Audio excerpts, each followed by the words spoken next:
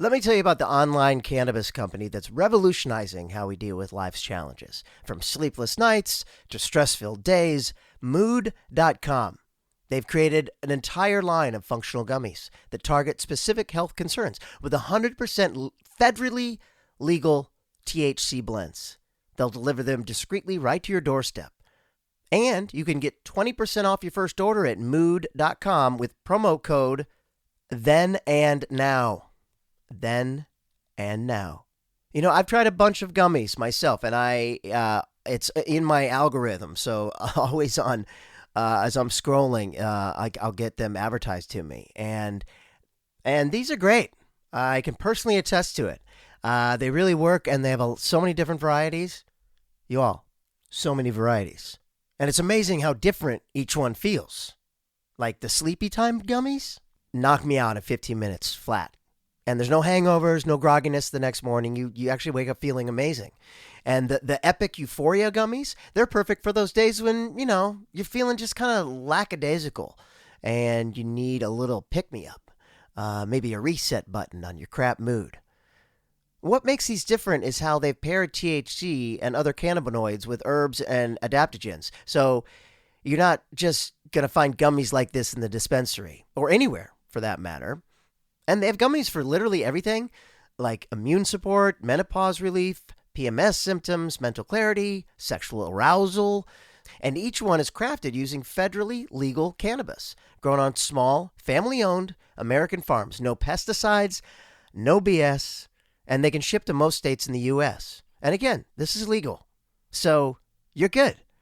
It's a great way to even try cannabis if you haven't before. This is a good place to start. Best of all, not only does Mood stand behind everything with an industry-leading 100-day satisfaction guarantee, but, as I mentioned, listeners get 20% off their first order with the code THEN&NOW.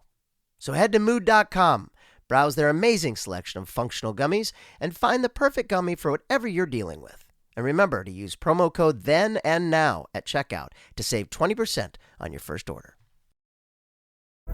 Think your lashes have hit their limit? Discover limitless length and full volume with Maybelline Sky High Mascara. The Flex Tower brush bends to volumize and extend every single lash from root to tip. And the lightweight bamboo-infused formula makes lashes feel weightless. Now in 8 bold shades so you can take your lashes to new heights every day. Visit Maybelline.com to shop Sky High Mascara now. Hey everybody, it's Rob Benedict. You know, with all of our travels around the world talking about Supernatural and meeting such lovely fans like we did last weekend in Sao Paulo, Brazil, we have found it hard to get you a brand new episode of Supernatural Then and Now this week. So instead, please listen to a very special episode of our Kings of Con podcast. If you didn't know, Richard and I host another podcast that's kind of more off the record, Rich and Rob just being goofy. And when we started it back in 2020, we would have guests. At this point, our only guests are ourselves, but every once in a while we love to dip into the deep down into the cellars where we keep all the old episodes and listen to one from the past. This one was recorded in September of 2020. So we're all in the thick of COVID and not seeing each other on a regular basis in person. And we had our friend Alexander Calvert on to talk about, all things Alcal. We did not, this was before the infamous episode where he gave us a poor review of our show. But this one was back. Before all that, we're all just, young and innocent and wearing masks and all that stuff. It was when our producer, Tina Densmore, who produced our show, Kings of Con, was also helping us run the show. And it's fun to go back and listen to these. I was recording a lot of sort of jingles and other songs during the episode, so that's fun to hear. And it's just fun to hear us, to hear the old gang back together again. And Alexander Calvert is always such a joy. Of course, he played Jack on all of our favorite show. And here he is from 2020, joining Richard Speight myself and Tina Densmore talking about just all things Alcal. Oh, she froze. Did we lose Tina? Oh, God, my God, what is happening, dude? I This can't is- handle this. I can't handle this. If Tina freezes, yeah, no, come on, no internet. Don't Tina, take no show. No. Hey, what's going on? Rob and Rich are the kings of con. Live from Fartoon Studios and wherever Rich is, it's Kings of Con, the podcast. This week's guest, Kings of Con, Alexander Calvert. Hi. Tina. I'm glad you guys Wow. stayed in. That was crazy. It's usually not me. Okay, this is a horrible. I mean, first this is impression. crazy, Tina. I don't even know what to do with this.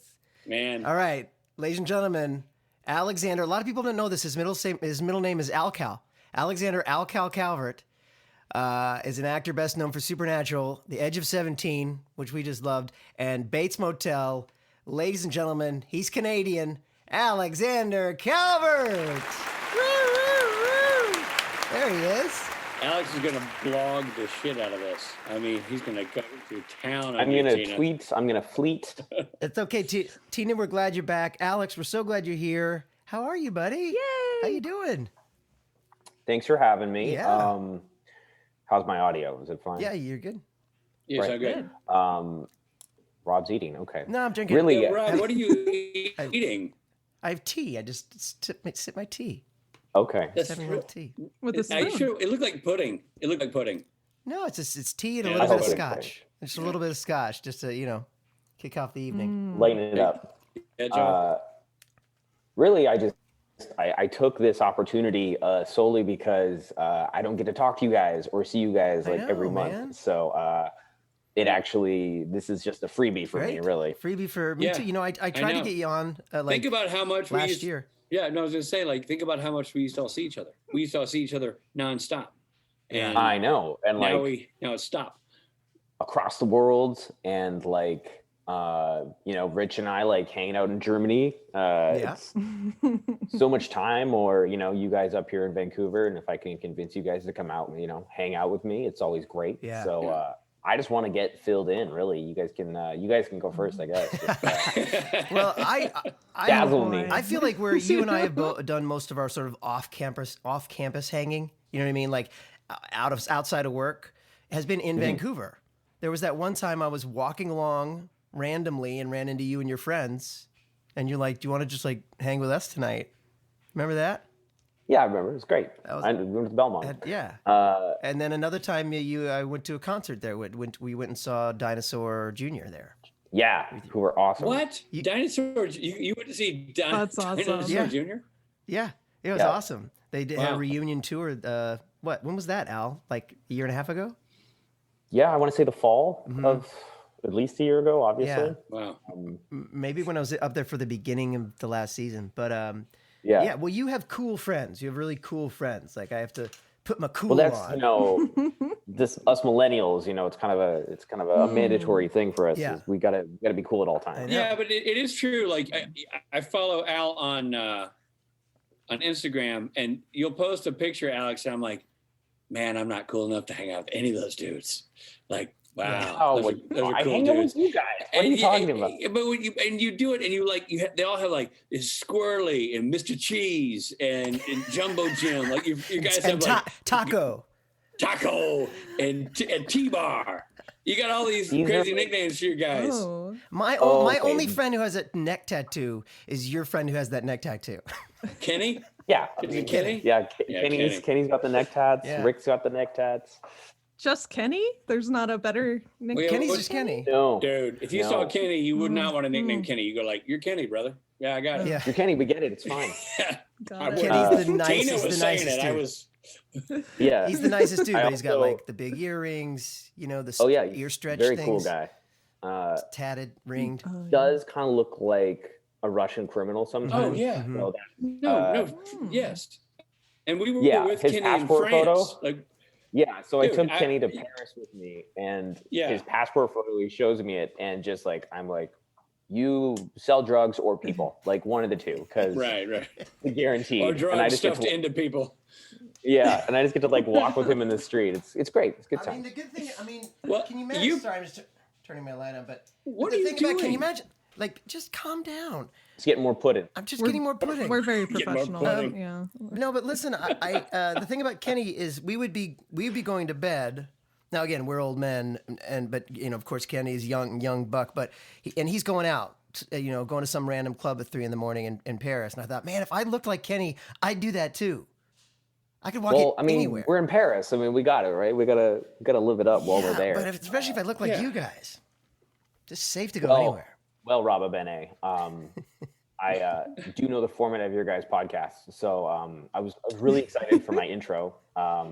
Which I'm just gonna say, my Wikipedia is pretty dog shit at this point. I know. I had to kind of make it up as it went along. Your bio on Wikipedia says Alexander Calvert is a Canadian actor.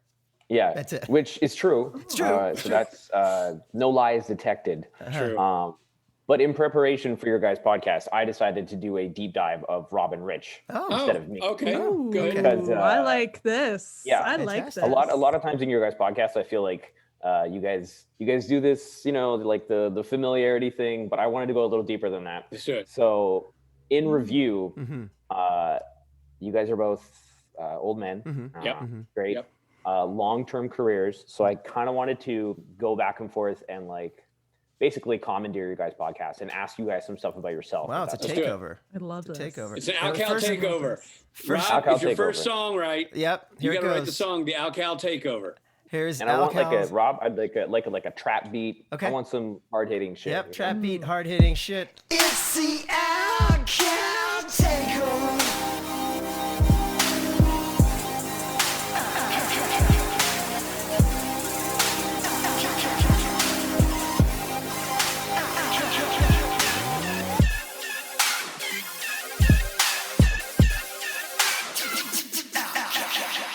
He really did research. I told Rich, I was like, I actually listened to the podcast, so like, although I'm not in a bathtub. Be ready. I'm not in a bathtub, so great. I feel like I failed you guys a little bit. All right.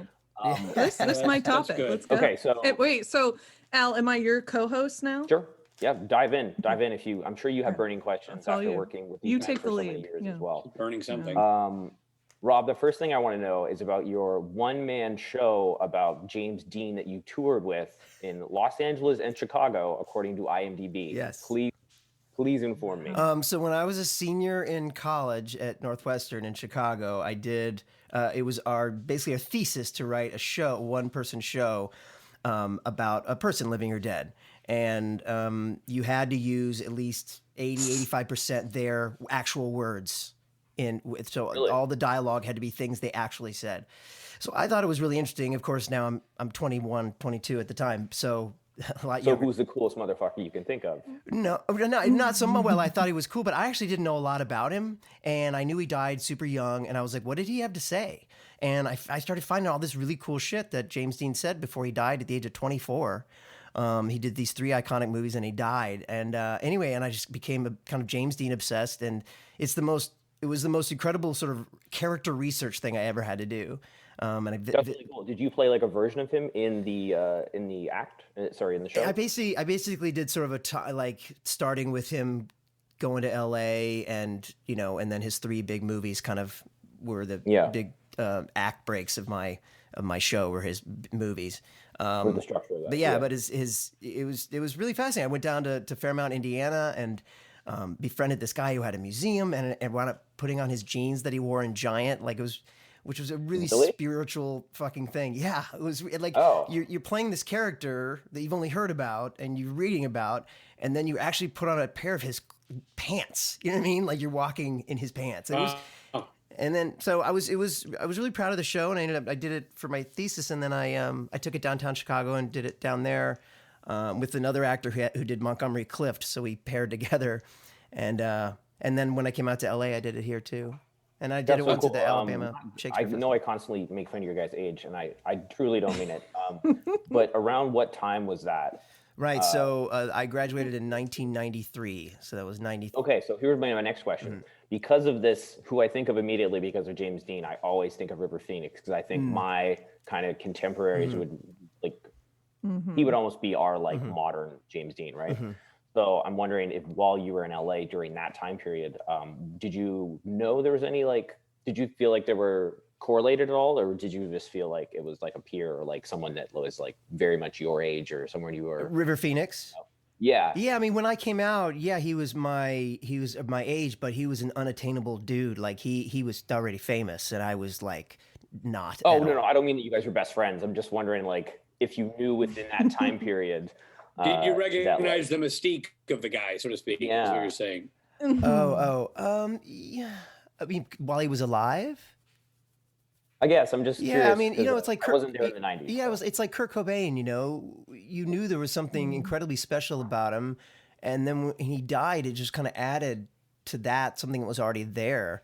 So yeah, there was definitely. To me, River Phoenix was just.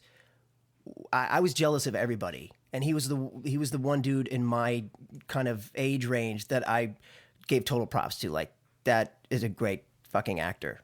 I just thought he was great.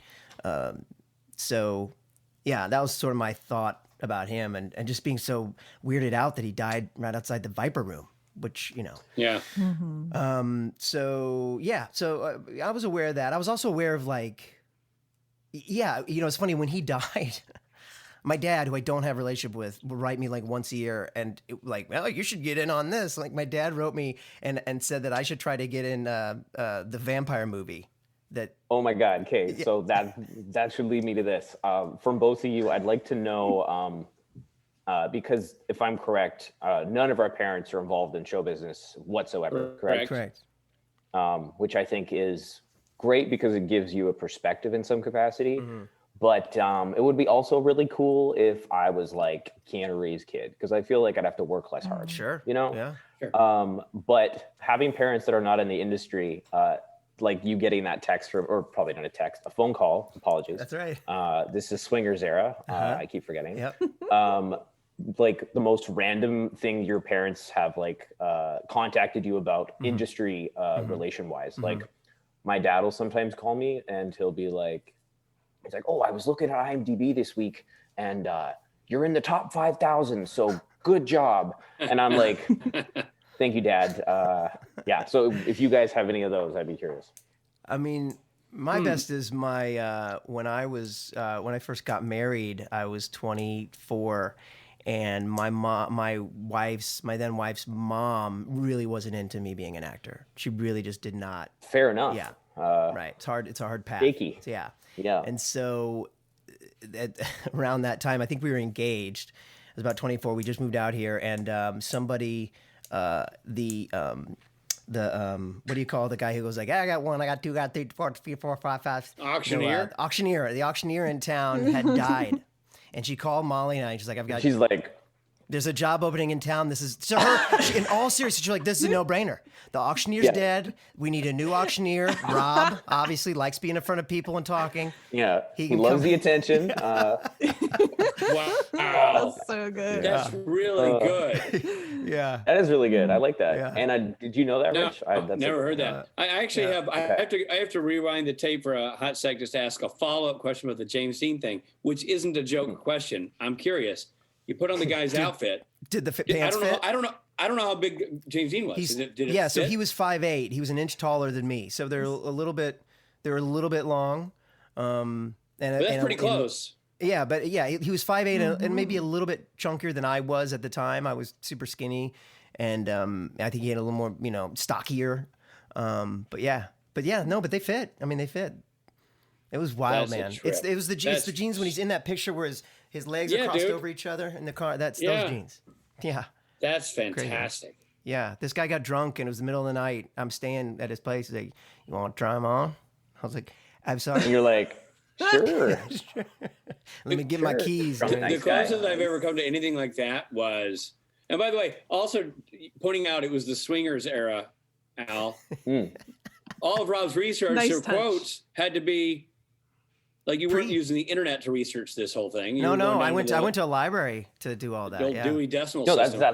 that's Thank you for explaining that to me, by the way. Yeah, no, that was all library stuff. Books. Yeah, man. That's a trip. Yeah. You guys also probably should explain. Say it again? Oh no, I was going to say you guys should probably explain for your younger viewers what swingers is, so they just don't think that you guys are in this. Right. No, we should start with explaining what a library is, and that's true. The Dewey Decimal System. Yeah. Swingers is a classic movie that introduced the world to Vince Vaughn and Jon Favreau and Ron Livingston. It's an immortal classic that captured a time in Los Angeles in the mid '90s that was a true indie film back in the day, and Doug Liman directed it, and he's gone on to have a massive directing career. I think almost everybody in that movie has gone on to spectacular things. So if you haven't seen my favorite thing would be Swingers. You know, The Mandalorian wouldn't exist without Swingers. Is my favorite thing. Oh, that's true. Yeah. Favreau. You know, and they wrote it about the Iron time. Man. Rich and I were both here, Avengers, and around that same age, and doing those things that they were doing. That was a thing. You like went to the Derby. Yeah, and went swing dancing. That was like a thing. I remember I couldn't afford good clothes, but I went into like Aardvark's on Melrose and bought a used bad suit that barely fit me, just so I could go and like swing dance. I didn't even know how to swing dance, but that was a buddy of mine was renting a house in the hills. A buddy of mine from high school who lived in L.A. Still does, and he had a house with a couple of guys. And that's the house the Swingers guys rented to shoot the party scene. Like it's just, it was they didn't rent it. They knew guys living there, and they shot the party scene at that house. It was truly like independent. So worth watching for everybody, because also, I mean, it's just Vince Vaughn is so good, and then he just continued being that version of himself in different capacities to this day. Like Vince Vaughn is just Vince Vaughn, and I'll forgive him for anything, any role he does. I don't care. He's Hall of Famer for me. I always thought that was the coolest movie poster of him holding the martini close to the lens, and he'd say, "It drinks first, ask questions later." I thought it was just the whole presentation of that movie was fantastic. Well, and the whole thing about that movie is it was an indie movie that those guys peddled at Sundance. You know, it didn't even make it into Sundance, and they went there and like handed it out. It was like handed out VHS tapes. Is that right? Oh, really? Yeah.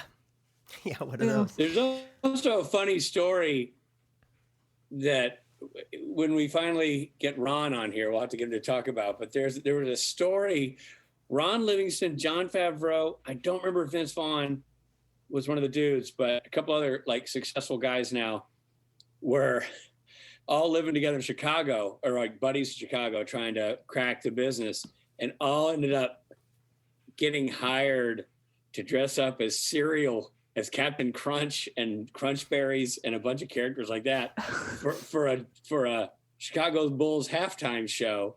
Oh my God. And they ended up giving some some interview to, I think, like the Northwestern Paper Rob or something, like where they just gave a scathing review, like what you wouldn't do then. Now, and nobody thinks twice about slamming their work environment on Twitter or whatever. But back then, you know, you had a job, it was whatever. And they just did this, like, just hilarious, but tear down of this weird corporate job they had that Ron said was gone for years and then resurfaced, you know, and it's funny to think about the A-level people who were wearing the Captain Crunch outfits, you know, marching around the halftime show. And anyway, during that's Jordan era Bulls, details. that would be cool. What'd you say, Al? Say it again? I said during the Jordan era Bulls, though, that would be very cool. That's true. That's exactly. True. What a time. What a that time. was like Captain Crunch to get good seats.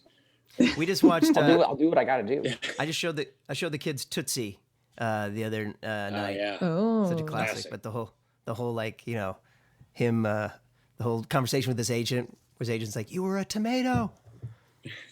You know what I mean? He's like, it didn't make sense. It just didn't make sense. It's great. You were a tomato. I love that you have Bill Murray as the roommate. Like, it's just such a great movie. Such a great movie. So I already have two questions now, but Rich, I still would like your mother or your father's call-in advice. I have a question after. I'll give you that. I'm also going to give you famous people's costumes I've tried on. It's a follow-up to Rob's James Dean. Okay. Wow, Jesus. The only famous person whose outfit I've ever gotten to try on was Evel Knievel. Rob, you remember Evel Knievel? That's legit. Of course I do. That's insane. So Alex is drawing a blank. Probably Evel Knievel was the premier stuntman of the 70s. and 60s. Oh, I know. Okay. Also, for you guys growing up, like he was so large. He was like for you guys being kids, like he was like a mythical figure, correct? Yes. Yeah, I had Evel Knievel dolls and Evel Knievel, like me you too. cranked the motorcycle and he'd Motorcycle and let Evel it go. Knievel Yeah. toys. Yeah. Yeah. Big deal. He was an icon. He was like a So he he had was a like leather- like a YouTube sensation when there was no YouTube. You know what I mean? And there was only one guy And doing it wasn't that shit. YouTube. Okay. It'd be prime time specials. Him Yeah. jumping the my Grand God. Canyon was like an ABC, that was the night. And he had, so a buddy of mine I went to college with, Randy Ludinsky. Randy Ludinsky's great uncle, was Irwin Allen. Guy created Lost in Space. Oh, I was gonna say the paint supply.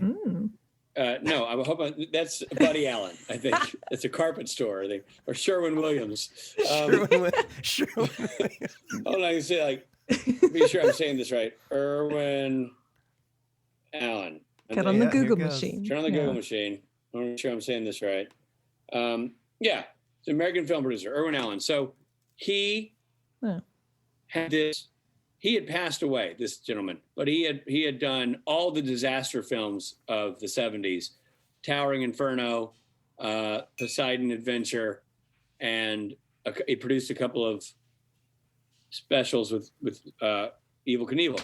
When Randy was out of college, or at the end of college, his aunt let him come live in she had two houses. One was in Malibu. She lived in Malibu.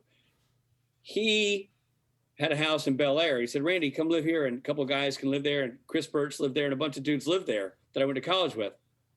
And it was a museum to the 60s and 70s, because I guess when her husband passed away, she just moved to Malibu and left it.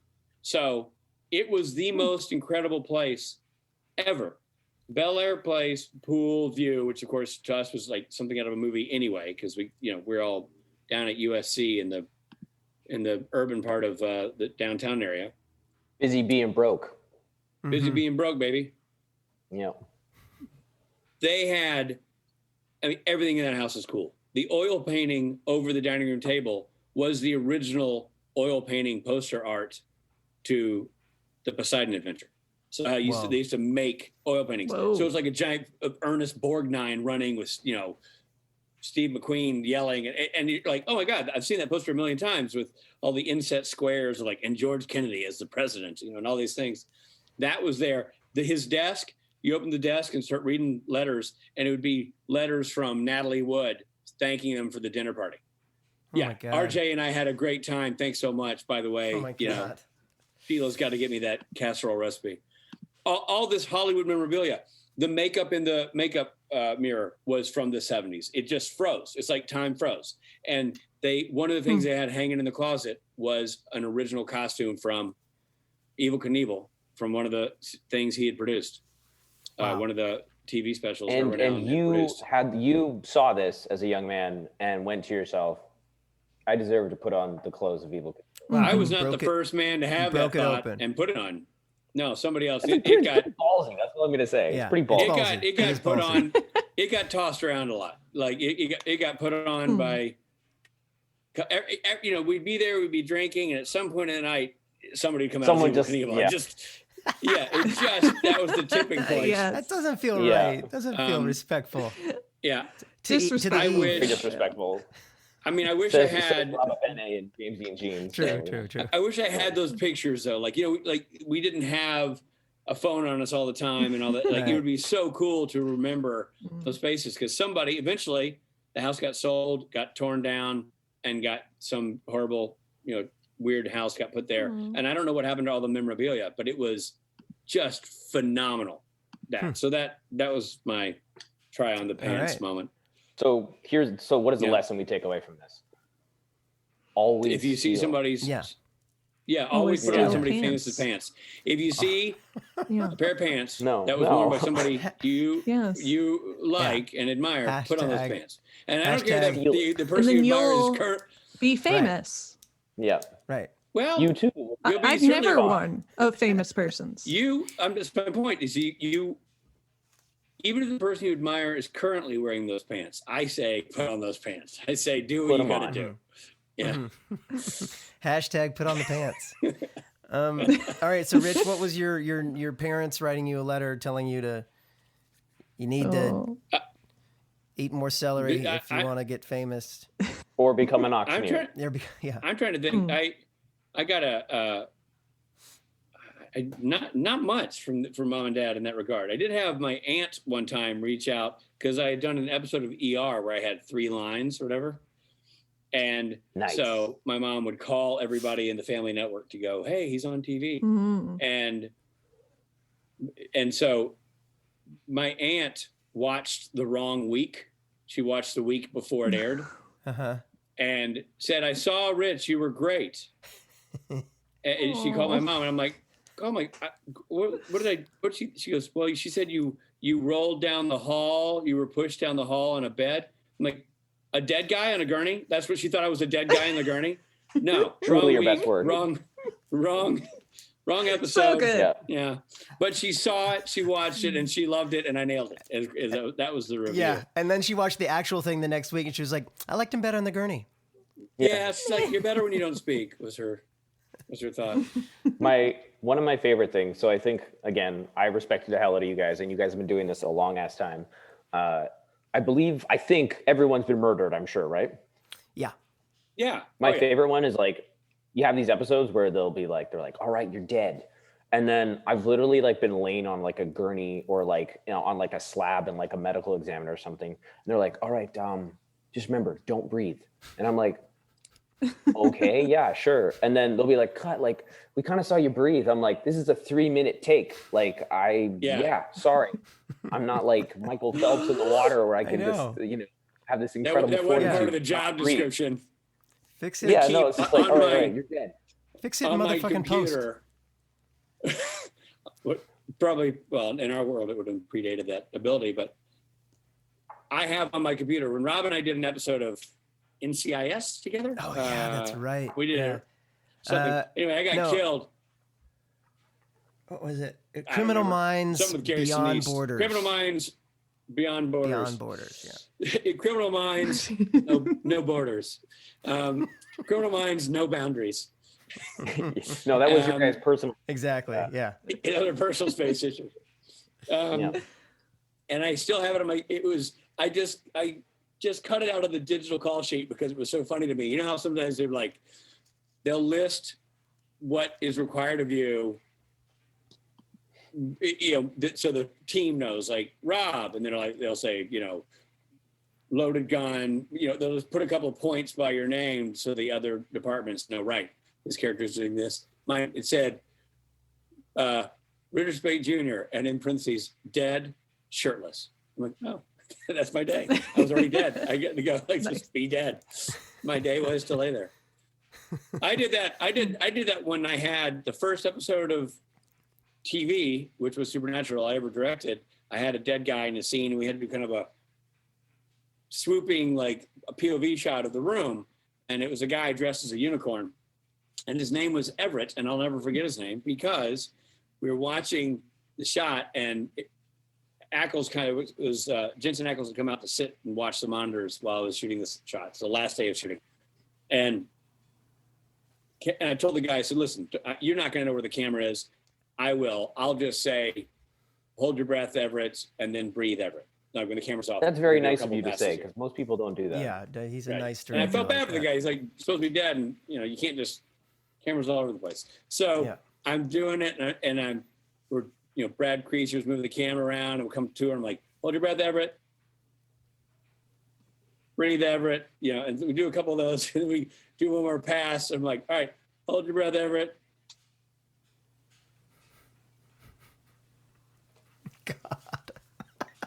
And suddenly You over forgot. Jensen Forgot yells, Everett? breathe, Everett. I'm like, oh, right, Oh my sorry, God. Everett. Forgot to tell you. Oh, Rich. I had nearly forgotten, killed him. and I like Ackles threw in the breathe effort to save the man's life.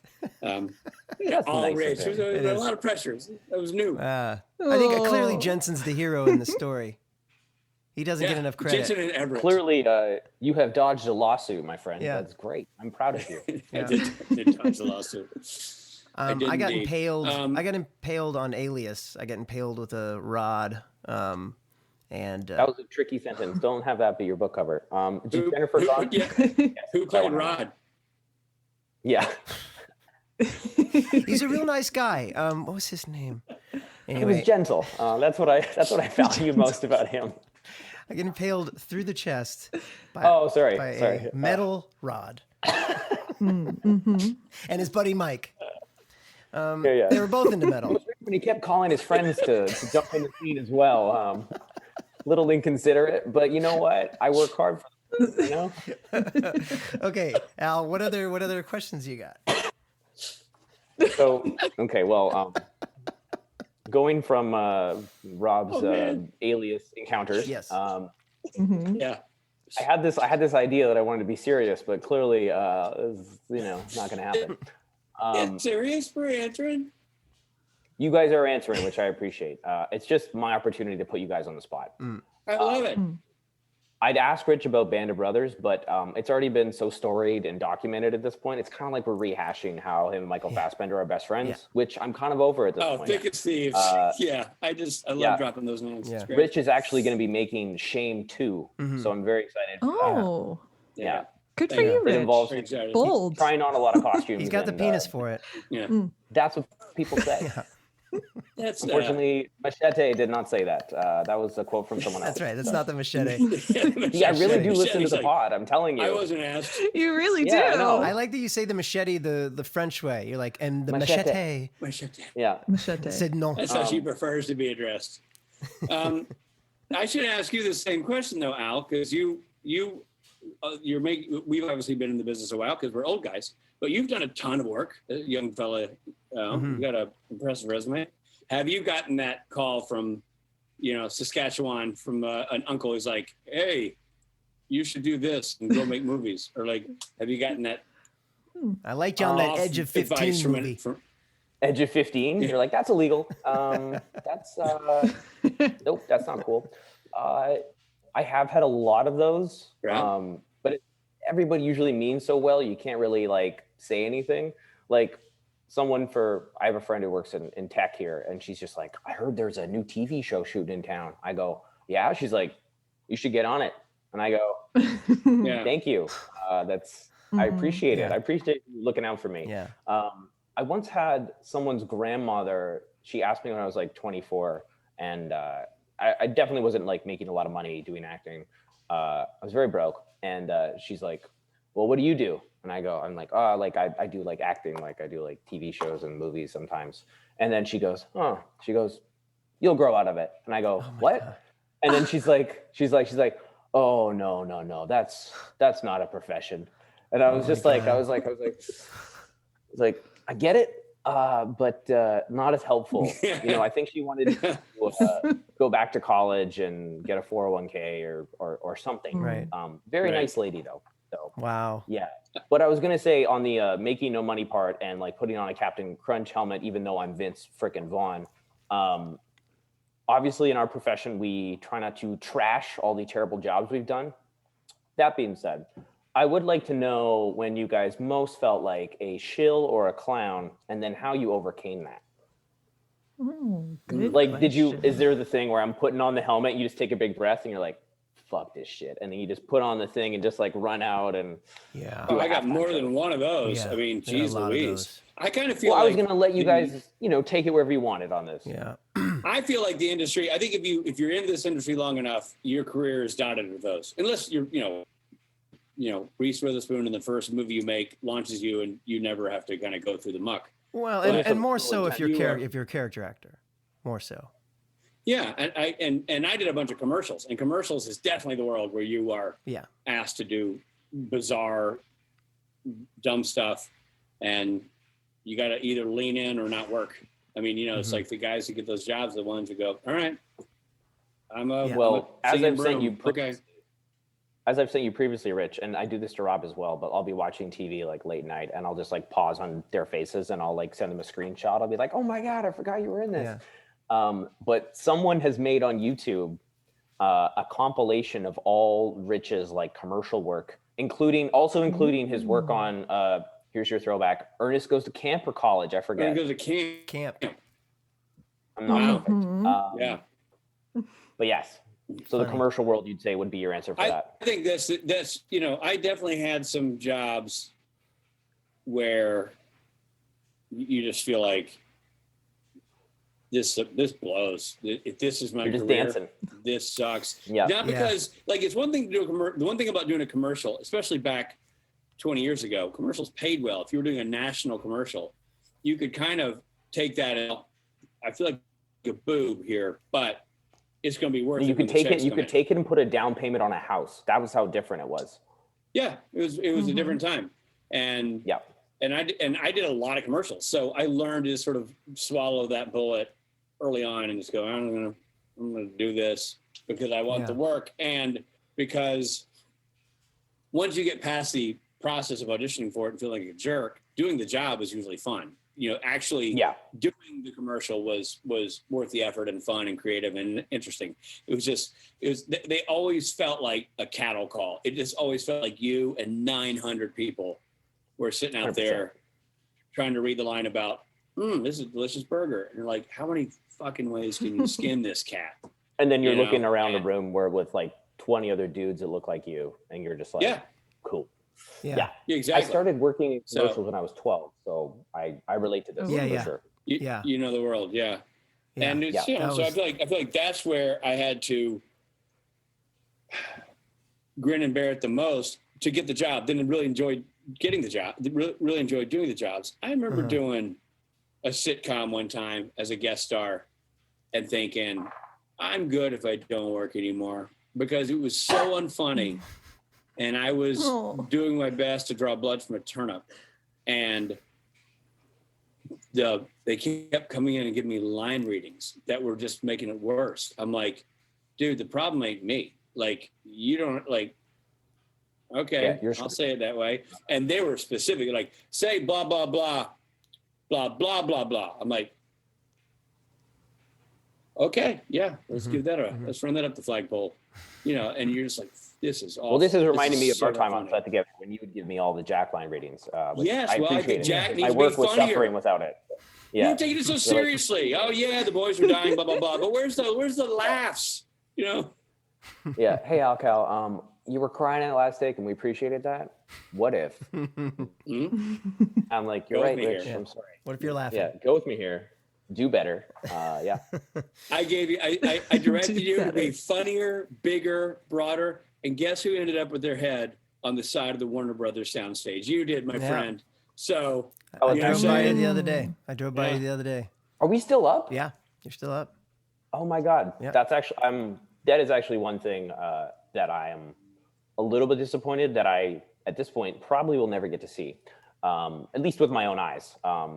Because I am in Vancouver and we have this weird pandemic happening. But like when Holly sent us the photo of that and just like, that was very cool for me. And like, I don't really get locked up in moments much, but like that for me, like my first apartment that I rented in LA when I was 18, I drove down with this girl who also had the same agent as me. We got like a shared studio apartment together in like a short-term lease place, like maybe like a 5-minute drive away. I had no clue what I was doing, and I would drive past the Warner lot every day. So to like have that come full circle where I was, again, I don't get to see it, but that for me was cool. Definitely very cool. That's so cool, awesome. Man. It really is. It's one of those things where like, you don't count it by that. You know what I mean? You don't count your worth by that, but still, that's kind of nice, man. That's kind of a nice, like the first time like I ever saw my name like on a billboard, I was like, I took a picture. I was like, oh, this is pretty cool. It's pretty cool. I wanted to take my picture and like send it to my mom and but obviously I so I just drove past it and literally like 4 days ago and it's U4 and it's a great big and it's like it's for the last season and in the middle of the picture there's sort of a light. what I could be like a figure, an angel, or something. I'm convinced it was you. I feel like it's me. It's not Rich, my face. Rich told me privately that it represents God. He quote. Yeah, he said he's like, I hope to God it's not Rob. But he said God. But he said God. Yeah. He said God. I want to get this correct. Right. I played God, so he said God. So there you go. You know what? I'm convinced you're up there. Literally. I'll have to look at it closer next time I drive by. Yeah. See if you can see. It's not my face, but yeah. Local actor Richard Sprite Jr. involved in collision near Warner Brothers lot. Arrested for hurling balloons. Feces. Feces. I really took it up a notch. Sorry. Yeah, no, I think those things are not, for all the actors who can start sort of like strain their shoulders, patting themselves on the back for these accomplishments that seem self-serving. That's not one to skate by without acknowledging, because it is the, I started in the mailroom and now I have the corner office and I used to deliver mail up here. I mean, every career has that benchmark. Yeah, and everything is fleeting. It's at some point it's going to have to come down. But it's like we get so many disappointments doing this profession. It's every once in a while you have to pat yourself in the back, like you're still in the game, Chief. You know what I mean? Yeah. Hell yeah. You're still in the game. So that would be what I want to ask next, because you guys are such pros and such veterans and have done this for so long. To me and to other people, what would you on the topic of like resiliency? What would you guys say about that long term? Because you guys are both over 35, I believe. Yeah, it's been documented. Barely. Well said. That we're both 50-something. The importance of being resilient, or how one maintains resiliency? What are you getting at? Well, obviously, I think the importance of resilience is self-stated, but I think your version of it and like how you maintain it, I guess. You know what I say? Go ahead, Richard. I feel like if you just do acting or just do directing or just do writing and you don't live a life alongside it, you're going to end up disappointed no matter how far up the ladder you climb. Because and I'm not everybody wants to have kids. Not everybody wants to get married. I understand that. I'm not saying you have to follow a traditional path, but I do say if you don't pursue your hobbies, if you don't maintain your friendships outside the industry and stay close to your family wherever they are, if you don't do the things that make you a whole person, but you solely spend your energy in pursuing what we already stated is a fleeting, very fluid success, then, and what is success in the business? Like, is success making enough money to live? Is it making enough money to live and educate your children? Is it enough money to rent a great flat? Is it to buy a place? Like, you could always move your goalposts and never feel like you succeeded either. So what are you truly doing it for? And if you're trying to if the goal of being an actor is to fill a void, attention and adulation, you will never succeed. You'll never fill it. It'll never happen. But if you can find a way to enjoy the art, accept the commerce, and let the two commingle while you're also living the life that makes you whole and feel balanced, I think at that point you can start to go, well, I've achieved something here, and it's not measured on my IMDb page. It's not something you can track in that regard. Cannot track it. My father will not be calling you about your resiliency. Your resiliency's at 950.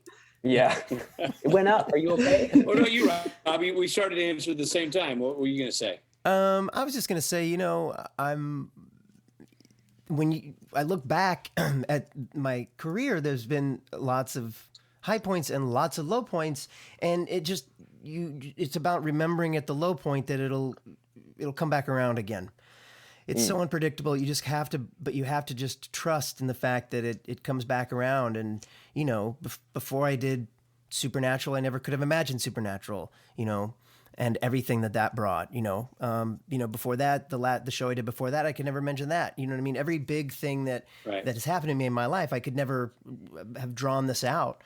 I feel like I think most of us just closed a chapter in our life with the Supernatural ending. And, personally, I'm still sort of waiting to see where the road goes next, outside of a few guest star things. And, it's panic-inducing, but it's also exciting. And I go, you know what? It's going to come back around. And then I'm going to find myself doing whatever in whatever state or country. And you know what I mean? And you just have to trust. You just have to trust that. But it's not easy. It never gets easy, you know, unless you're Brad Pitt. But even that, he's not easy for him either. No, I mean, I asked you guys this because you guys maintain a very like jovial tone on the show, which is great. Right. I just, I think it's important for people to hear, and even it's important for me to hear too. Yeah. You know? Yeah. And it's, you know, and it's like I said, it's not easy. That's why a lot of us turn to the alcohol. That's why some of us have, you know, behavior modification drugs they take. People, performers and like first responders have very similar like rates of like depression, addiction, you know, all sorts of whatever mental health issues. Yeah. In no way saying that we are close to first responders. No. I will note that, obviously. No. Right. Well done. But you know, yeah, there's a lot of that goes along with the good and the bad. I don't know. I've called 911 and asked for an actor. You know what I mean? Yeah. What's your and they're what's like, your emergency? Hold on, I'm not ready. Yeah. What's your emergency? I've got a self-tape tomorrow at 11. Yeah. My lighting is dog shit. Anybody do good off camera? Yeah. What about you? I mean, you're coming off, which I'd like to hear what your thoughts are in the experience. I mean, to join a show that was already cruising at a pretty, you know, fast pace when you came on board, and then sort of ride that wave all the way to the shore had to be an interesting experience. And then what do you see? Like, I know that nobody knows what's going to happen next, but as much as one can sort of try to craft their path, what would you like to see happen next? Tough question. I didn't expect this podcast to be tough. I mean, I've said this before, but I jumped into a machine that already worked really well. So when I came onto the show of Supernatural, because I know not all your viewers, listeners are Supernatural people, the show already worked. So I was just like, what can I contribute that helps the other actors and helps move the story forward? So I was just trying to be a useful cog in the machine, would be the way I'd describe it. The end was weird. I know you guys have already talked about this, but the COVID delay really kind of messed up a lot of things. I still feel bad mostly that we never got to have that giant wrap party. And as much as that is like, you know, some glorification and we're all gonna like shake each other's hands and shit. There is something to be said for funerals, for weddings, for celebrations. Like, dude, these things do mark our lives. So like, I wanted to be able to, you know, just give everybody a hug and shake hands and, you know, pay your respects to everyone that was involved. So it's still weird, and I feel like we never really got that closure. Yeah.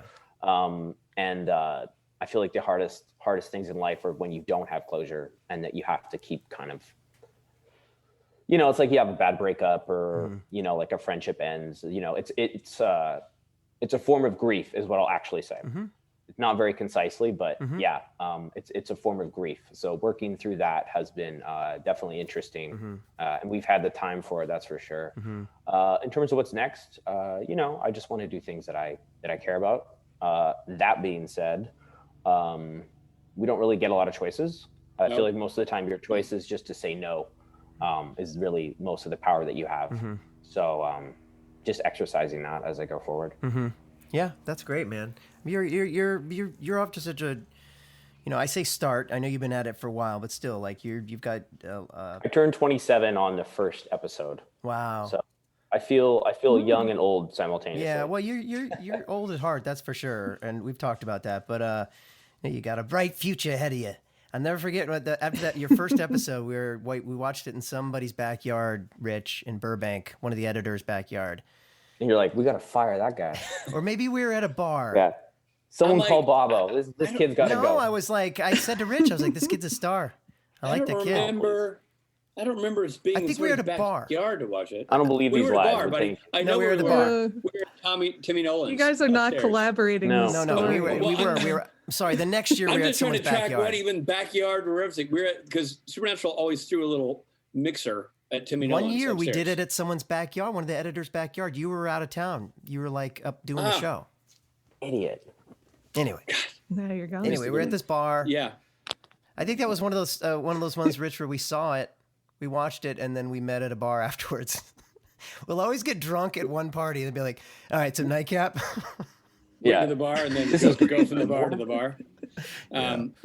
No, I think you had a very Herculean task to, aside from the obvious, locker room antics that exist on that set, to enter a show that's moving at that level, with that level of spit shine on it, and the process was moving, and you just had to merge into that immediately and be ready to go at that level starting day one. And you just did such a good job, man. Like, as an actor, for sure, that's how you got the job. But just as your personality, you found a free lane where your personality slotted right in, like, perfectly with the vibe of the guys and the vibe of the crew. And it was always just super fun to be up there, either just watching you guys work or working with you guys, whether it be a scene by yourself or a scene with the group. It was just fun to see the dynamic, because it can be guys with big personalities and great senses of humor.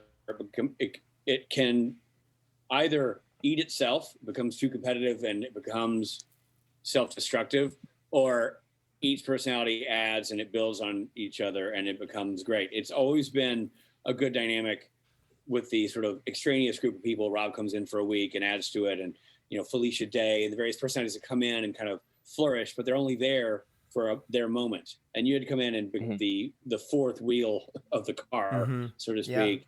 Yeah. And you did such a good job finding a tone that worked so well. I think Rob's comment that you're an old soul is, without question, spot on. And I think that served you well in that job, because you were able to get a sort of a aerial view of the land and knew where to put your feet on the ground to start running. Yeah, keep a solid head on your shoulders. Really well done. Not easy. Not easy in that room, man. That's not a friendly room. You guys are nice. If I'm honest though, like, what happened was I knew I had a year contract, and I basically knew that, if it didn't work and if people didn't like me, I would just get fired. So I was like, well, I have a year, and we'll see how that goes. And it turned into 3. So I feel. The weird thing about this supernatural family is, I think you and I never worked together really until the end of season 4. Well, you were probably trying to kill me, is really when we. Yeah, but like what I'm getting at is that you and I were friends before we worked together on the show. We did conventions together and got to know each other, traveled the world. We're good buddies before we ever faced off in the show. So. I think that's what's so remarkable about this whole thing. I mean, there are people like Sebastian, who I consider a good friend. Oh, yes. Never, yes. But we never. I did it, actually. My favorite is Rich's impersonation of Sebastian is perhaps one of my favorites ever. It's like, oh yes, I did do that though. We need Sebastian to come on here so we can just all be doing our Sebastian imitations at him. Everybody does their best Sebastian. Yeah. No, but seriously, but I did. It is. That's this whole thing. But no, it is true, But yeah, anyway, but I never worked on a scene with him in the show. But I was excited because it's rare that my kids are interested in anything that I'm a part of. You know what I mean? Like they don't watch much. Have they seen Waiting? No. Are they allowed to see Waiting? Yeah. Calvin totally is. How old is your oldest? 16? 17. He can drive, right? He's 17. Yeah. He can watch. Yeah. I mean, he can watch Waiting. Right? Yeah. Totally. I told him, I said, I think you'd like this. I think you'd like it. Okay. Because Waiting is a cult classic. Yeah. It's so good. Yeah. My dream, I've told Rob this, is Waiting 3. That's what I want. Yeah. Want it. Yeah. Or the TV show I want or the Rob movie. back. Yeah. I think it would be a great TV show. Yeah. As I've said to you, I think it's a fantastic thing to do. But like, I don't know if Rich, you did, but Rob and I have talked about earlier, because every time I see Rob, I hound him for stories about Waiting because I love it. And like everyone in my life has worked at a bar, worked at a restaurant, bussed, served, whatever. So it was such a personal and like very realistic take. The Me Too thing has like changed kitchens a lot now, which is something I've been fascinated by in terms of like how people are actually treated better in the workplace now. But like the level of crude and what was being said is like everything I experienced when I started working in restaurants. Wow. Right.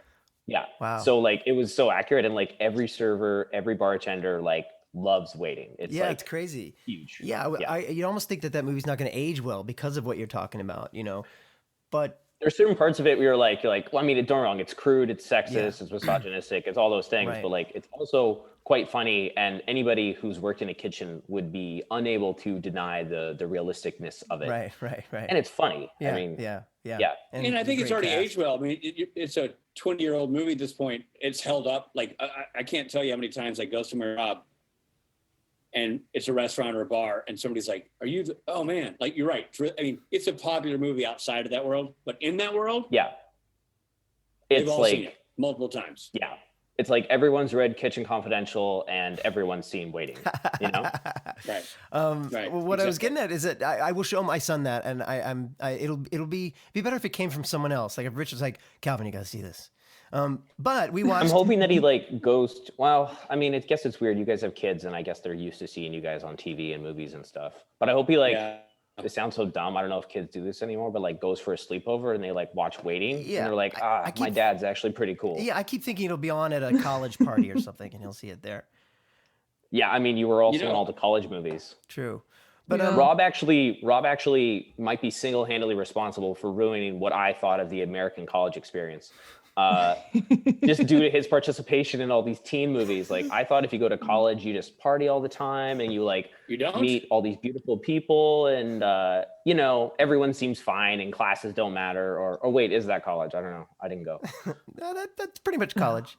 Yeah, hold on to that. You were just in a string of them though. It was my favorite. But what am I getting at? I'm long way of going to this point is I watched a movie that my daughter and my son and I all sort of came together and watched. I'd never seen is Edge of 17, which was written by a buddy of Rich's, and that you were in, which I didn't realize until I watched Edge of 17. Until I was being awful. Yeah. Yeah. I mean, what buddy of mine wrote Edge of 17? Oh, I thought a buddy of yours wrote that, Richard. I thought that Kelly Fremont Craig wrote and directed it. I'm sorry. I'm confused, Richard. No, I'm confusing it. I'm confusing it with the one about the high school kids that. You're thinking of Perks of Being a Wallflower. Perks of Being a Wallflower, which I also just recently watched. But anyway, also great. But we watched Edge of 17, and it's a really good movie. And Al, you're great in it, and it was great seeing you, on the big stage. And of course, and then with my kids, I'm like, that's Al. That's my buddy Al. That's my pal. Well, I was going to say that brings me to my favorite. The Spade Boys have been going to conventions with me off and on for years, and could give a rat's A about anybody until Alex showed up. And then if you're close enough to their age, like you're a stopgap. You're right in the middle. Like you're a young guy. You're an adult. I feel like I'm bridging the gap, Bridging the gap. You are. Because to them, it doesn't matter that there's an age gap between Matt Cohen and me and Rob and Jensen. To my children, we're all old dudes. Like it's old guys. All the dads. Yeah. And then Al comes in with his oversized sweatshirt and he's wearing some brand of something that my kids recognize. Yeah. And he's like, what's up? And, got a flat billed hat or something. And, immediately Fletcher would be like, Fletcher would walk over and be like, what's going on, Alex? How you doing? Hey. And just there's a whole No, he got at me about my shoes. He's like, where you get those shoes at? I'm just like, oh, this kid's fronting on me. Like, what the hell? Yeah, I know. And he just walked, and he would just make a point like, hey, I just saw Alex in the hallway. I'm like, yeah, he's off to do his thing. Like, yeah, he's there. No, I just saw him in the hallway. No, he said hey. He said hey back. Like, yeah, we're good. And cool. Yeah, it's just so funny. All the kids. Frank is probably less impressed, but the other two who are older and closer to your age, I was like, yeah. It was it's really fun to have you bridge the gap. Like Rob said, I go, see you guys, Daddy's with it. Yeah, Dad's a cool guy. Yeah, I'm down. I've often said I'm the fourth Spade son. So you're the oldest. Yeah, you are the oldest and the least blonde, but nonetheless, yeah, like a son. Well, again, I do listen to the pod. The last pod, my favorite was Rob. My favorite anecdote was Rich being like, he's like, yeah, Rob, You're recovering beautifully from the stroke. But like, you know, you're not welcome here anymore. Like, these aren't your kids anymore. That was my absolute favorite. Yeah. Oh, that's a epic story. Just a fantastic. So hopefully I don't get disowned by the family is all I'll say. No. Michelle, I'll be out before you're out. Yeah, Michelle will still allow you in the home. Yeah. Long after I'm gone. Probably because you're pissing in the yard again is my guess. Exactly. Hey, somebody's got to First of all, do it. Kudos to Al for doing your research. I was joking. Like yeah. And shame on Rich for peeing in his yard. Once again, shame on Rich. Yeah, I still don't. I stand behind my choices. Shame. Oh, it did come up. I got to bring this up. The Rob issue of peeing in the yard came up in Oregon, and my father-in-law and my brother-in-law were dumbfounded that you don't pee in your yard. They were dumbfounded. They're like, "Why didn't he pee in his yard?" I'm like, "Why would this man buy a yard if not to pee?" And my brother-in-law, Are Michael, we dogs? the good one. What's going on here? Oh gosh, I'm always trying to find a spot to pee in my yard. And then we're civilized people. Like, that's what freaking bathrooms are for. Man, Steve Hayes is like, I gotta go over to Rob's yard and just start peeing in it, help him break it in. Like, I thought it was really funny. Like, people were really took note. Stay away from my yard. You and the Hayeses. Stay away from my yard. Talk to Steve Hayes about it. I've already been given the, read the riot act. Jesus. No I'm going to have to roll up like a newspaper sign and bop him on the nose if he does it next time. I kept joking to various people in LA. I'm just like, one day you're just going to see me in your pool. It's fine. Just don't freak out. Yeah. Don't call the cops or anything. Well, that's fine. Come swim in my pool. I'd love to just don't pee in my pool. But don't pee in my pool. I'd rather you pee in my pool than in my yard. Pool's got chlorine. It'll clean it right out. The shirt with Rob's face is swim in my pool, but don't pee in my yard. That's sort of that's your limits. Yeah. Your limits. Yeah. Fool me once, shame on you. It's like that's your saying. Like, yeah, sure, you can swim in my pool. Don't be peeing in my yard. It's like your Judge Judy phrase. Swim in my pool, but don't pee in my yard. Poop in the toilet or you will be barred from my house. Exactly. Alex, thank you so much for being a part of this. This has been fantastic. Alex, we love you lots. You're right. This was a great excuse just to talk to you. I just miss you guys. Yeah, I miss you too, man.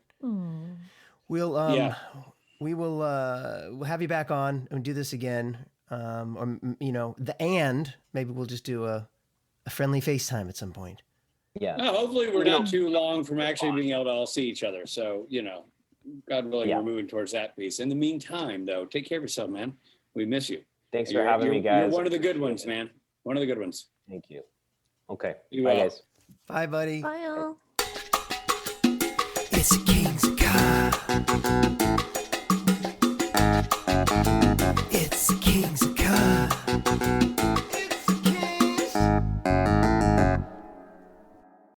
Every horror film hides a secret. Behind the killers, the haunted houses, and the urban legends, there's a true story. Welcome to the Fear Archive, the podcast that digs through case files and cult classics to uncover the real crimes that inspired your favorite horror movies. We're funny, we're obsessive, and we're not afraid to get our hands dirty. Because the films, pure fiction. But the bodies, they're always real. The Fear Archive, a Violet Hour media podcast. Follow now on Apple Podcasts, Spotify, or wherever you listen. Hello? Hello, can you hear me? Please, we need help. People are dying out here. This is an emergency.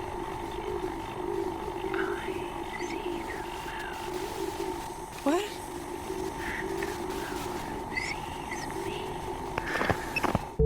Hello. Hey, Michael, it's Effie. How's the shoot been? Caught anything good? Lots of moose, fox, owls. We're packing up tonight, and we'll start the hike back to Allagash in the morning. Looks like you'll have a bit of bad weather passing through Arstook County. Is anyone here? Somebody help me! Open the door, please! What are you? You don't need to make this difficult! She's not. There's no heartbeat. When it calls you, leave us alone! The White Vault. Goshawk.